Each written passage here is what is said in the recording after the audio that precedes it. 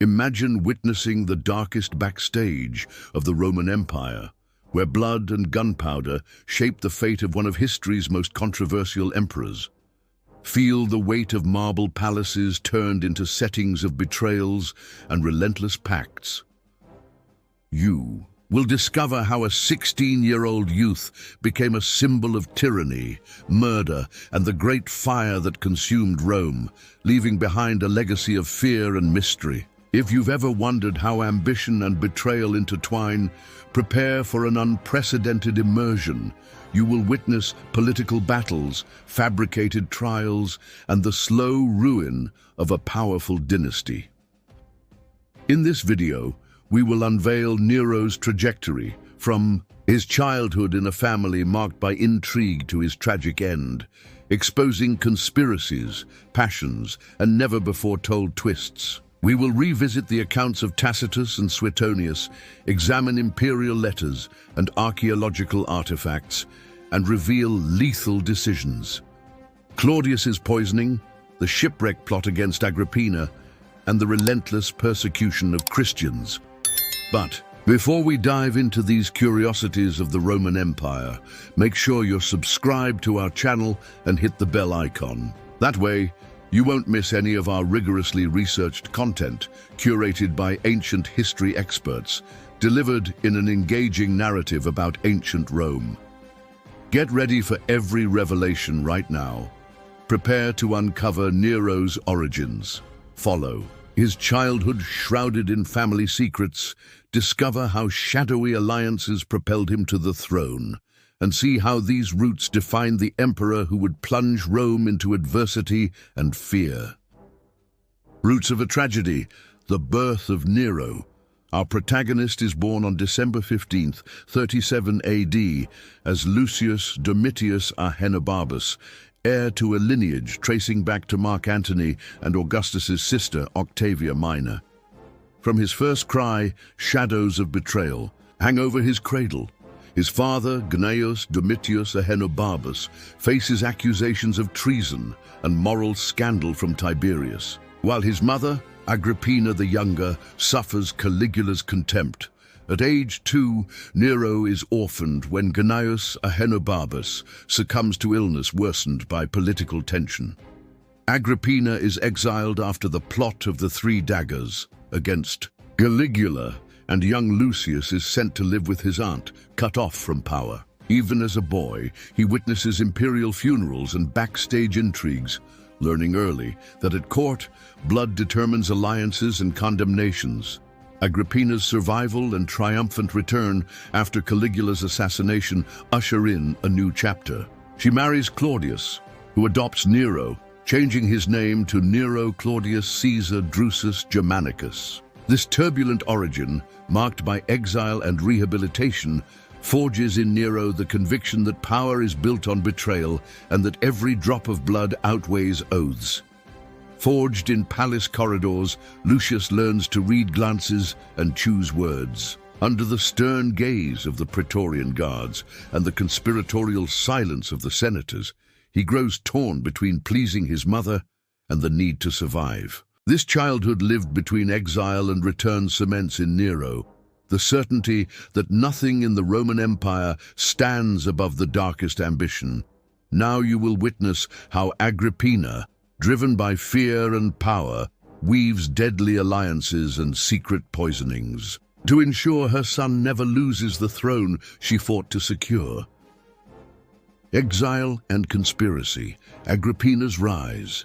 Exiled after the plot of the Three Daggers in 39 AD, Agrippina the Younger endures humiliation and sees her future and Nero's threatened. Deposed by Caligula, she takes refuge in remote villas with her mother and sisters, relying on a few faithful allies and the sympathy of exiled senators as she awaits her moment of revenge. With Caligula's assassination on January 24th, 41 AD, and Claudius's unexpected rise, Agrippina acts swiftly, She presents herself to the new emperor as confidant and guide in imperial domestic traditions, employing religious legitimation rituals invoking Juno and Vesta to reinforce Claudius's divine prestige. Within months, she persuades both Senate and people to accept her marriage to him in a scandal that redefines the Roman court. After Messalina's execution for conspiring against the emperor, Agrippina consolidates her power. She negotiates Nero's adoption, then 13 by Claudius, changing his name to Nero Claudius Caesar Drusus Germanicus. Britannicus, the natural heir, is confined to secondary residences, while Nero receives all the privileges of successor. She also secures the loyalty of the Praetorian prefect, Sextus Afranius Burrus, and convinces Seneca to serve as the young prince's tutor, ensuring the empire's military and philosophical institutions support her lineage's plans, guaranteeing their political victory. This masterstroke lays the foundation for Nero's ascent, but also begins a macabre dance between mother and son for absolute control, where forced loyalties and merciless betrayals will shape the empire's destiny. Prepare to discover how a deadly banquet with poison mushrooms silenced Claudius and handed Rome's throne to young Nero. The power game has never been more lethal. The silent coup, Claudius's death. On October 13, 54 AD, Claudius attends a banquet surrounded by senators and prelates. Sources such as Suetonius and Tacitus report that poisonous mushrooms were skillfully mixed into his favorite dish. Agrippina, the younger, anxious to secure Nero's power, is said to have ordered the switch in seasoning, ensuring that even amid toasts and praise, the emperor would feel sudden weakness. Within minutes, Claudius staggers and collapses, the victim of a lethal poison. In the ensuing silence, the Praetorian Guard seals off the imperial chamber and forbids courtiers from approaching, while Agrippina's loyal senators block any investigation. Claudius is carried to the private apartments, where he expires hours later without uttering protest. The empress, her face etched with sorrow, conceals within her the calculated triumph of having paved the way for Nero. In Rome, trumpets echo through the forum as messengers announce the emperor's death. By emergency decree, the Senate proclaims Nero Claudius Caesar, Drusus Germanicus as emperor and of age, rewriting succession rules to ratify the adoption. The 16-year-old, still in shock, dons the imperial purple amid restrained acclamations, witnessing how backstage deals can alter destinies. This silent coup ends Agrippina's tutelage and inaugurates Nero's reign, a government that would shift from promises of renewal to the darkness of tyranny. Claudius's death shows that in the Roman Empire, power and assassination can walk hand in hand, reshaping a nation's fate. Now see how the young emperor presents himself to the Roman people, restoring privileges and announcing reforms, but with motives that will soon prove far darker. The young emperor, Nero's early years. Assuming power at just 16, Nero Claudius Caesar Drusus Germanicus is hailed in Rome as a breath of hope. In his inaugural speech, he vows to restore the Republic's glory through generosity and justice. One of his first acts is to annul Claudius's unpopular decrees and return lost prerogatives to the Senate, reviving tribunals and the right to propose laws. Urban populations celebrate with public festivals and grain distributions, enchanted by Nero's accessible demeanor as he descends from the palace to hear petitions in the forum. At his side, Seneca, the Stoic philosopher and tutor, advises moderation and virtue. Sextus Afranius Burrus, the Praetorian prefect, maintains security and reinforces an image of stability. Together, they enact administrative reforms, cutting taxes on small landowners and reorganizing the water supply, in stark contrast to the palace's opulence. Despite this benevolent facade, Nero shows little interest in bureaucratic routine. He immerses himself in theatrical performances, musical compositions, and chariot races, leaving daily governance to Agrippina and Seneca. His mother's growing influence breeds jealousy among advisors who warn of ill counsel. Seneca steps in to safeguard the emperor's autonomy, reinforcing boundaries between tutor and matriarch. These early years create the illusion of a rejuvenating reign, but they sow the seeds of family conflict and power vacuums that will soon transform into tyranny cloaked in renewal and ruthless. Prepare for the mother-son conflicts that will erupt into a power struggle capable of shaking Rome's foundations. Caught in flames, tensions with Agrippina. As Nero indulges in romances and the arts, Agrippina notices his growing distance. The young emperor falls for Acte, a freedwoman of Greek letters, igniting his mother's fury. She accuses him of dishonoring the imperial lineage and demands the affair end at once. Simultaneously, Agrippina mobilizes the Senate to revive Britannicus's claim as rightful heir, placing the adolescent prince back in the spotlight and fueling public tension. Secret letters and public criticisms mark their clash.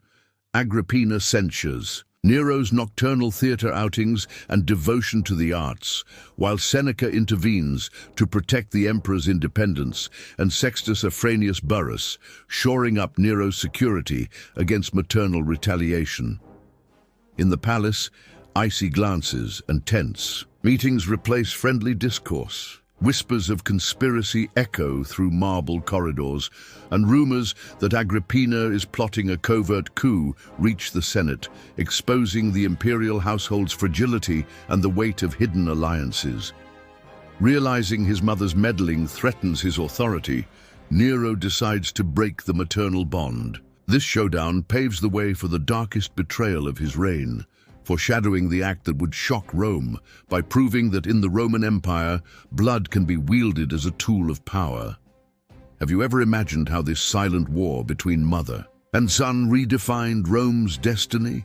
Leave your like now and help us bring more stories like this. Prepare to uncover the macabre plot Nero devised against his own mother, combining poison and cunning in a blow that would shake the empire's pillars. Matricide at sea, Agrippina's fall. In 59 AD, Nero invites Agrippina on a recreational voyage aboard a ship secretly rigged to collapse. The deck gives way and a lead canopy crashes down on her. By sheer luck, Agrippina swims to shore, collapsing exhausted on the Bay of Naples' banks, where unaware plebeians shelter her. Furious, Nero refuses defeat.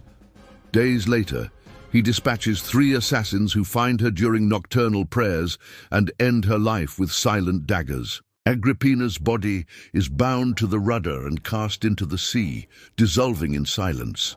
In Rome, the news strikes like thunder. An official mourning is declared, but the true story remains hidden.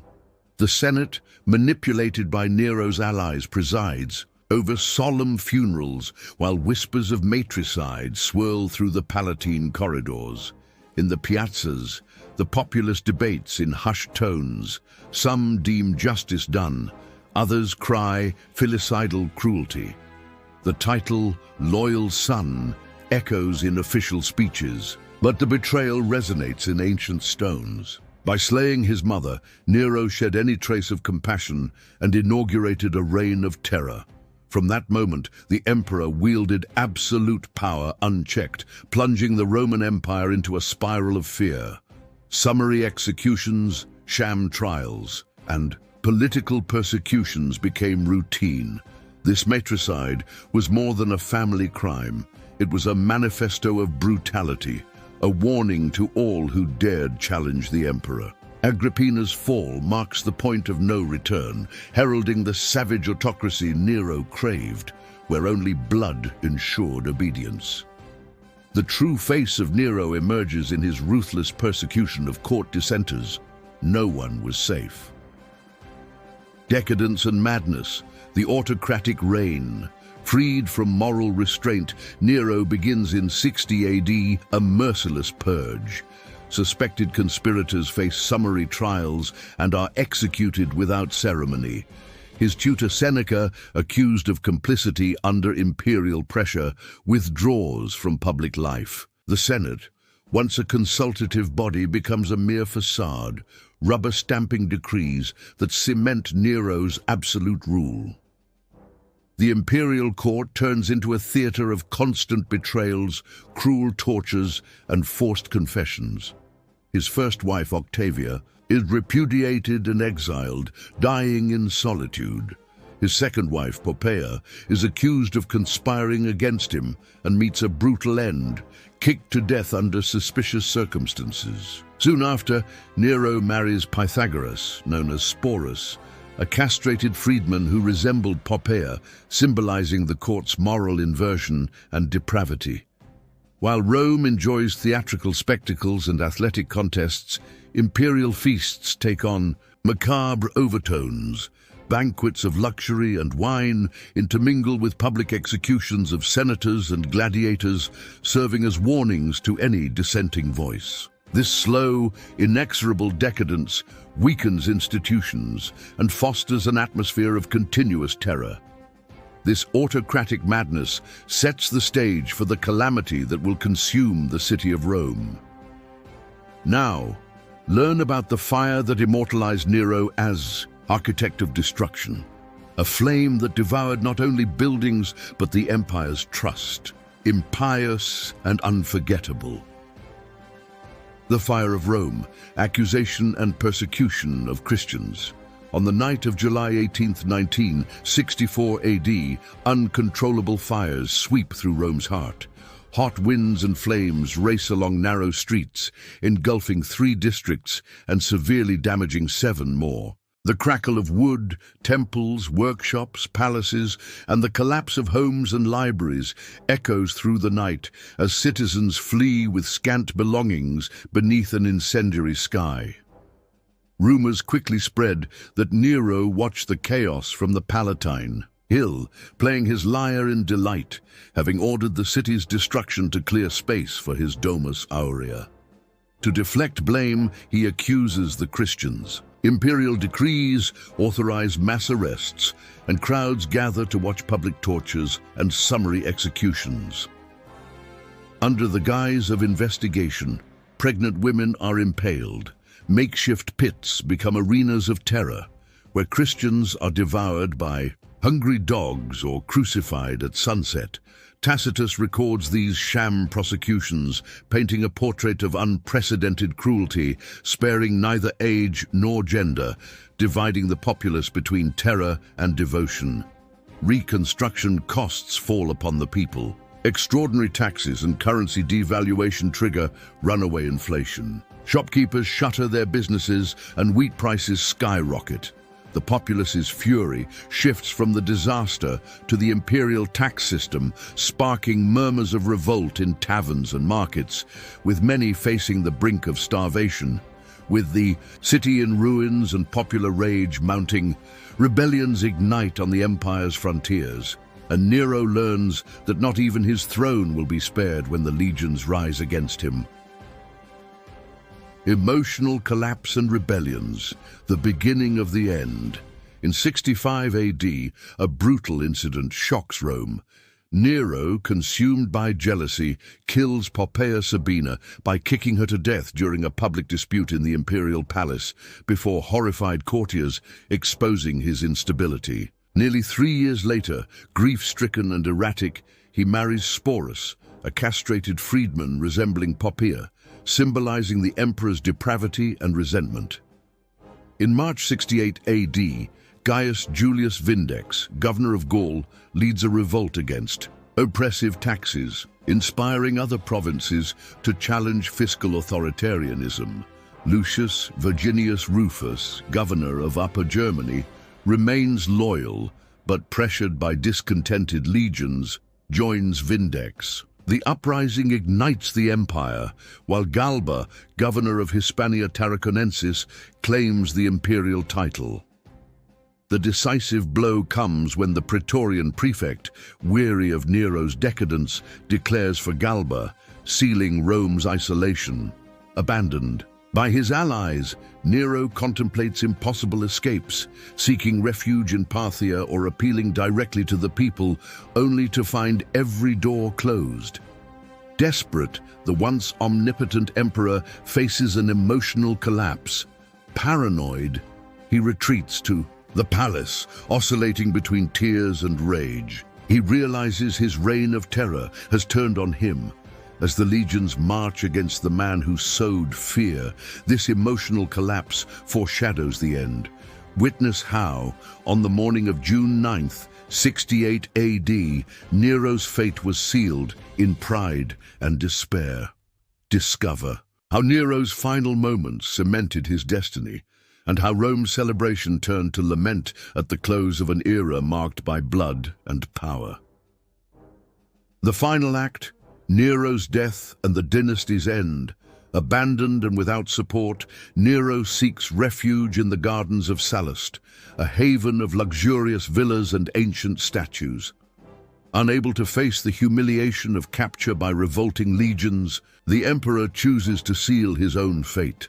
On the morning of June 9th, 68 AD, at age 30, he cuts his own throat with a dagger, whispering his last words, "Qualis artifex pereo." "O Dee, what an artist dies in me!" News of his death spread swiftly through Rome, replacing fear with euphoria. Crowds storm the Palatine, vandalize statues, deface inscriptions bearing his name, and break into celebratory song. The Senate hastens, a decree condemning his deeds, and erases all official memory of the tyrant. With Nero's end, the Julio-Claudian Dynasty, ruled Rome for nearly 90 years, comes to a close. The ensuing power vacuum plunges the empire into turmoil, inaugurating the year of the four emperors.